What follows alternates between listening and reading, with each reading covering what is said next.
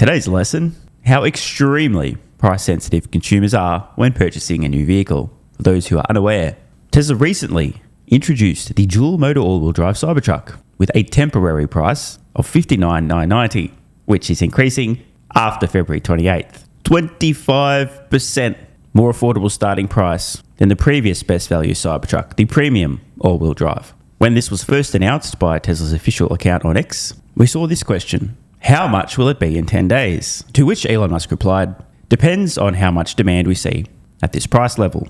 And it didn't take long before some folks who skew more toward posting rather than thinking and then posting were wondering if this meant that if nobody was ordering these things, maybe the price would drop even more.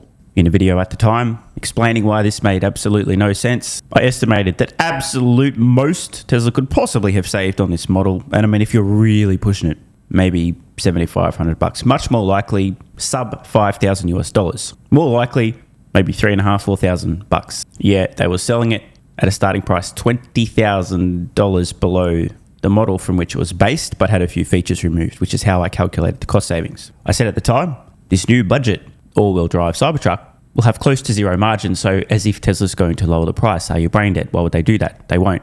It was extremely obvious from Musk's post, if you took the time to think about it, which I again detailed in that video, that the only direction the price on this thing would be moving, if any, would be up. Well, now we have some very compelling insights into how much demand there was at that price level. Soon after the dual motor all-wheel drive Cybertruck dropped at $59,990, the estimated delivery time was June 2026, just a few months away. Today, as I record this, we're now looking at 2027, and there was a brief window of time when the delivery window was estimated as April 27. That's now just changed to 2027, seeming to suggest it could be anywhere later in the year. Translation, there's now a more than 14-month backlog on the entry-level Cybertruck at this temporary price point. Prior to this, Cybertruck sales had been languishing. No surprise as to why. Tesla wasn't quite able to get the price where they needed it to, and by the way, they still haven't quite got there.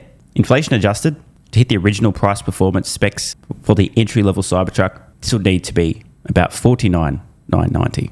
Even so, this is massive. As a reminder, Tesla dropped their Q4 numbers, and their other models, which by the way we've now learned includes the soon-to-be discontinued S and X Plus Cybertruck, came in at a whopping, and yes, that's sarcasm, 11,706 produced, with 11,642 delivered. We've learned that with the S and X to be discontinued, first generation Tesla Optimus production lines will take their place. They're being capital efficient. But if we look at Tesla's most recent data from their earnings report, we can see that their Cybertruck production capacity is in excess of 125,000 units per year.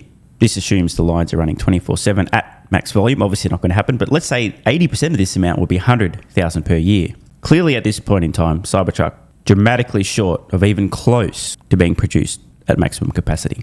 Even if you assume every one of these, quote, other models, which again includes the S and X, were all Cybertrucks, you're still looking at less than 50,000 units a year. But if wait times are now 14 months into the future, assume it's a couple of months until they actually start producing, ramping up, it looks a hell of a lot like Tesla has sold many tens of thousands of Cybertrucks in the last 2 weeks alone. Might not be far off 100,000. Do you guys remember this? Via ARK Invest, along the bottom here, we have a vehicle's purchase price in hundreds of thousands of US dollars, starting at 125,000, then 100,000, 75, 50, 25. You get the point. And the percentages here on the left, the addressable revenue share for each price point. Now, this is a good proxy for vehicle sales. It's not one-to-one, but it's close enough for our purposes. Let me zoom in. We see pretty clearly with a price point of 125,000, 100,000, even 75,000, your total addressable market in terms of global revenue rounds down to zero. The technical term for this number is fuck all. Between about 75,000 and 50,000, you're still somewhere in the vicinity of fuck all.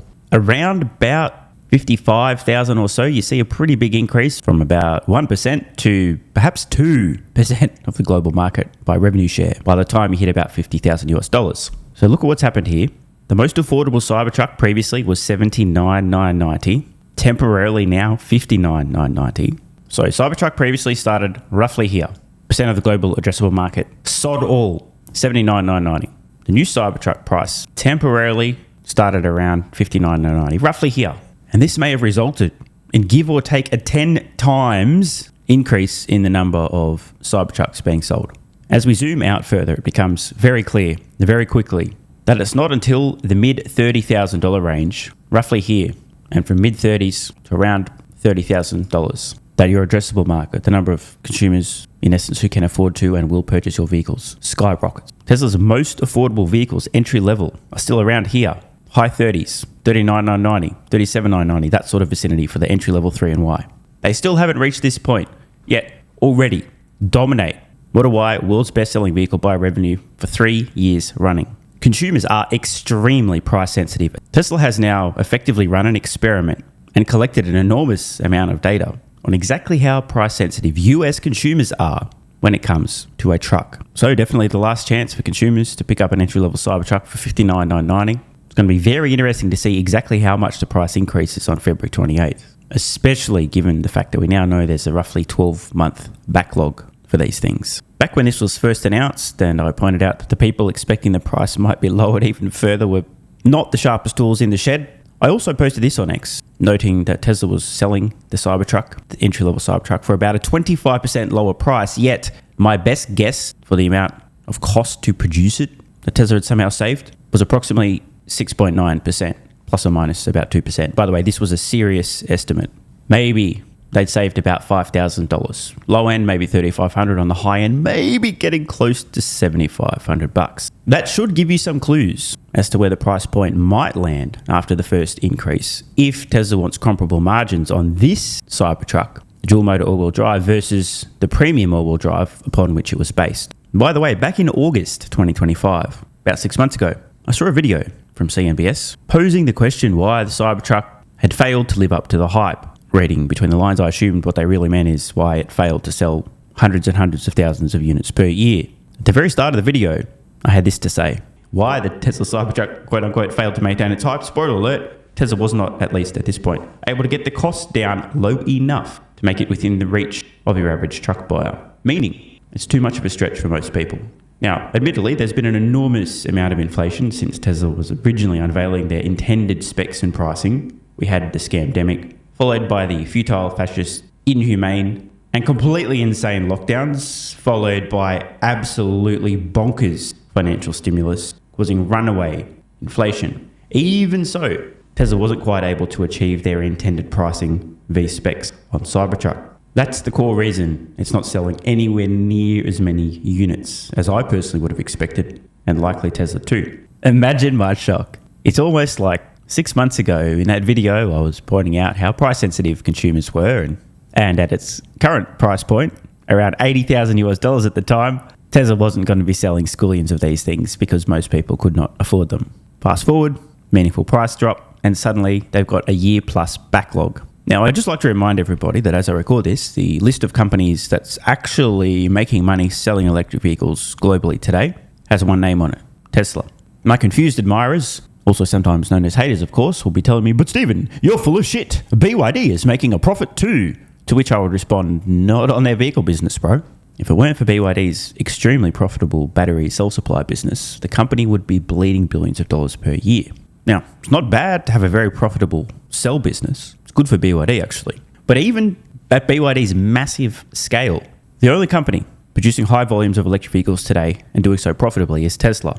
Every company other than Tesla trying to sell electric vehicles to consumers today, trying to get to this sweet spot, is losing money along the way. Whereas Tesla is roughly here for the Model Y and 3. I think long term, probably here for Cybertruck, and they're not standing still. Over time, Tesla's cost to produce compelling vehicles will continue to decline, as it has for the last 20 years. This is very important. Tesla will soon reach this inflection point. They will be profitably producing vehicles in the mid to low $30,000 range. The number of consumers who can afford to buy them is going to skyrocket. While their so-called competition decides, well, do we want to sell a few vehicles here and lose a little bit of money, or do we want to sell a shitload of vehicles here and lose a shitload of money? There's one point that I really want to underscore here. The tip right here, this point is roughly, call it $20,000, representing 100% of the global vehicle market by revenue. This is the 50% mark for global revenue share in the automotive market. And this is the $25,000 starting point. Literally half of the entire global vehicle market opportunity occurs here. This represents half of the entire market. About a $5,000 reduction in price point from $25,000 to $20,000, and you have half the market. The other, roughly 50% of the market, occurs between $50,000, although if we're being fair, closer to mid-30,000s, and $25,000.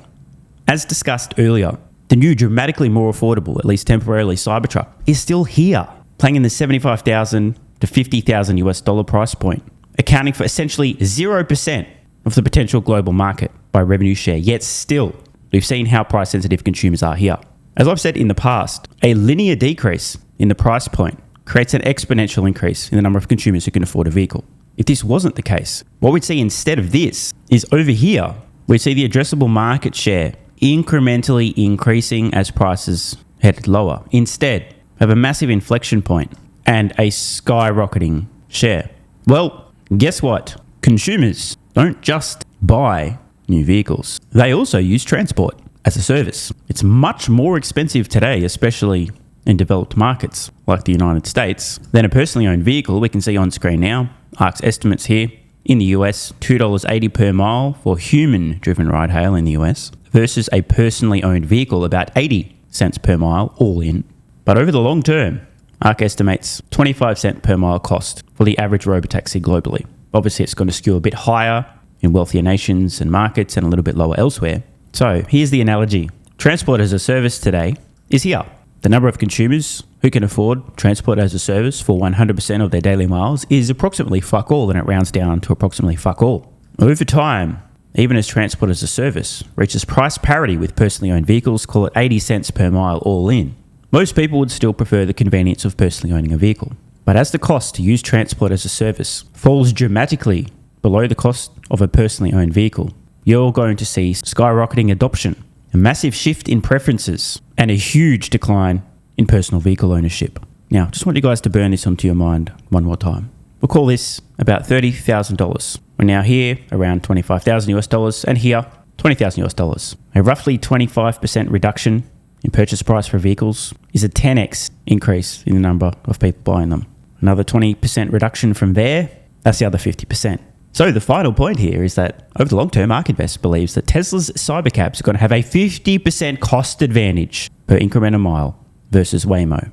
Not only does this mean that Tesla reaches price parity with personal vehicle ownership and then is even more affordable than personal vehicle ownership per mile, but again, by way of analogy, it means that in terms of the rideshare market, transport as a service, Tesla is going to be able to capture this slice profitably, while Waymo is faced with the choice of continue operating here slightly profitably, fighting for this share of the global transport as a service market, or try to match Tesla on price per mile, lose money on every trip, and then go bankrupt. I wish I was joking.